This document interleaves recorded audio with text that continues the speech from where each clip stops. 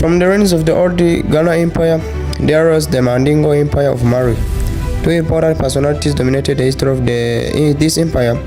Sunjata between 1230 up to 55 and Mansa Musa from 1312 up to 1337. Under Sunjata, Mari became the dominant trading empire of the Western Sudan. It therefore took the place of Ghana, and although there are differences, it imitated the previous empire very closely. One essential difference is that everything that Mari did was on a grander scale. There was more trade, a larger army, and larger empire. So the following is the origin of the Mari Empire.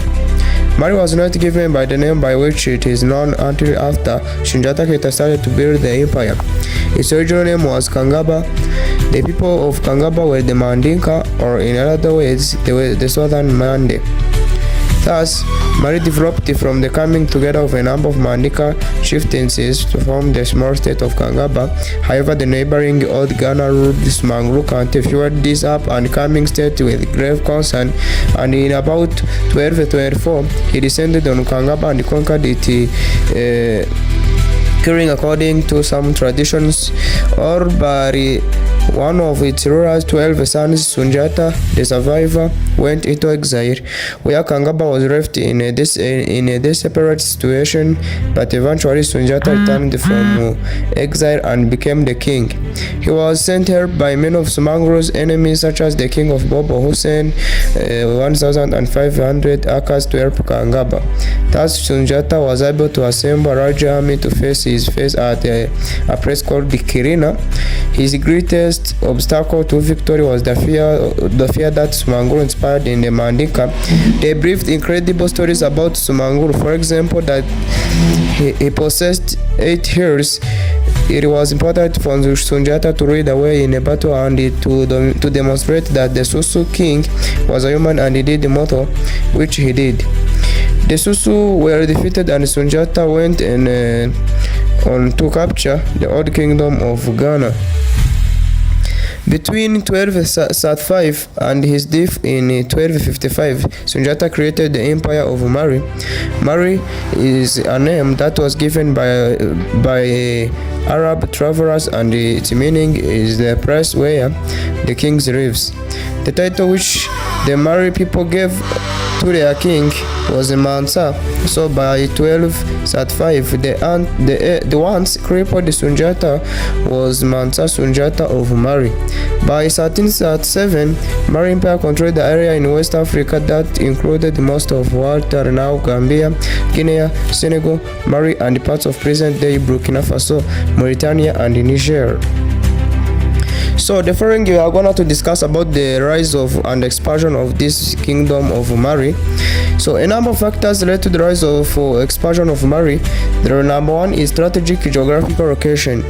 Mari's position away from the southern movement of the Sahara Desert and near the center of the Savannah land gave it a good geographical advantage. Thus, with a good farming land, Mari could be sure of adequate food, a larger population, and a powerful army. There was less danger in Mari that war would cause a collapse of agriculture as it had done in Ghana.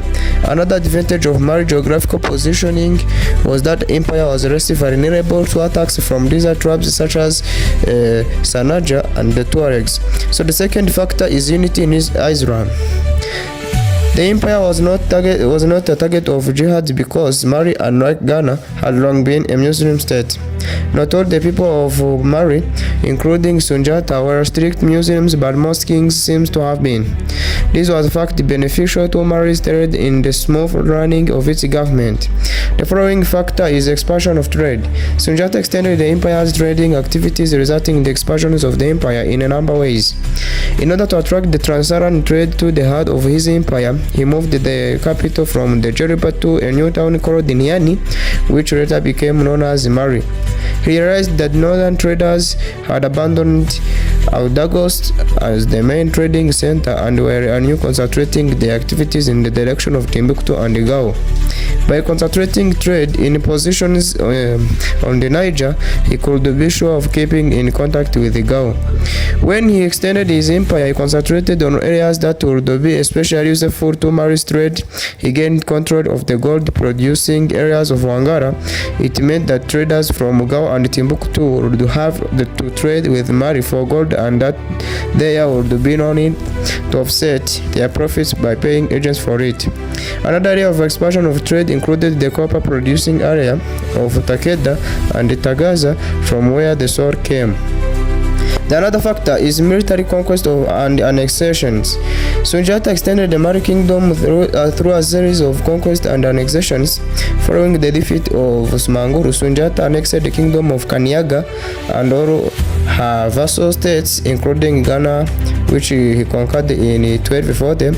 After the final defeat of Ghana, Sunjata stayed at his headquarters. He left to his generals the job of further expansion walls. His generals conquered the gold-producing regions of Bambuku and Wangara. The gold in these territories attracted trade, and thus the wealth of the new empire increased. Another important gain was the control of Tagaza with its rich salt mines. Another factor is a good administration. Sunjata organized an effective administration system. He united many petty states, including the newly annexed ones, under one centralized system of administration. He himself took control of the metropolitan administration. He established a standing army under the able leaders.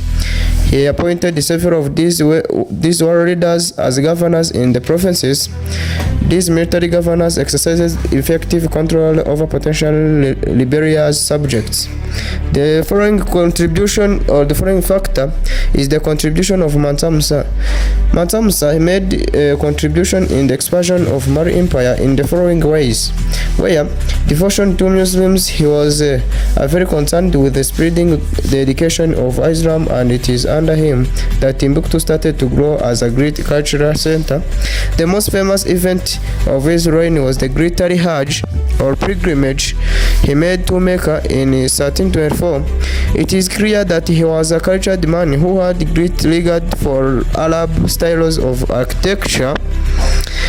So the following is the expansion of trade. He was a shrewd king who dispersed his generosity in directions that he considered most profitable. His lavish presence in Cairo were rewarded by a great expansion of the trade with the Sultan of Egypt. The following contribution of Mansa Musa is the expansion of boundaries. Mansa Musa made conquest and annexation and greatly expanded the boundaries of Mari, where Walata was annexed, and then attention was turned toward the main trading centers of Songhai, Gao, Timbuktu, and Jenne. These centers had always been the most profitable in the western Sudan. Musa sent his military leader Sagaman to conquer these towns, and it was accomplished by the time Musa returned from Mecca in 1325. The wealth of Mari was therefore substantially increased in the reign of Mansa Musa. So the following contribution of Mansa Musa is the downfall of Ghana. Ghana declined because of the internal and external attacks which helped the Sunjata to capture Ghana. The following contribution is the presence of able leaders such as Sunjata Keita and Mansa Musa, who created a strong army that was used to attack and capture neighboring states and to defend empire. So the following is the unity of Mandinga people. They were united by their land and the region and were armed against their common enemies. The foreign contribution of Mansa Musa is the small size. Mari started as a small state of Kangaba, and this made it easy for control and administration, then facilitated its expansion. So the following factor is the presence of strong army. The empire had a strong army which was composed of former professional hunters, and it was commanded by able generals. It was instrumental in expansion and maintenance of Mari Empire. The following and the last is the rise of Sunjata Keita. The blessed rise of Sunjata Keita provided the brain to liberate his people from the tyranny when he attacked and defeated the Sumangru Kante in his 1235. In the Battle of Krina, he took over the throne and found the empire of Mari. So I'm thanking to all those who are following me. I'm called Adolf, and I wish you to come and to join our community, our channel, which will be discussing about different reasons in history, because always I used to tell you that history is the stone which builds our society, and also you cannot know future, you cannot reach in a good future without preparing present and also to correct what you learned from past. So thank you, I love you, and I wish you a good day. Thank you. God be with you.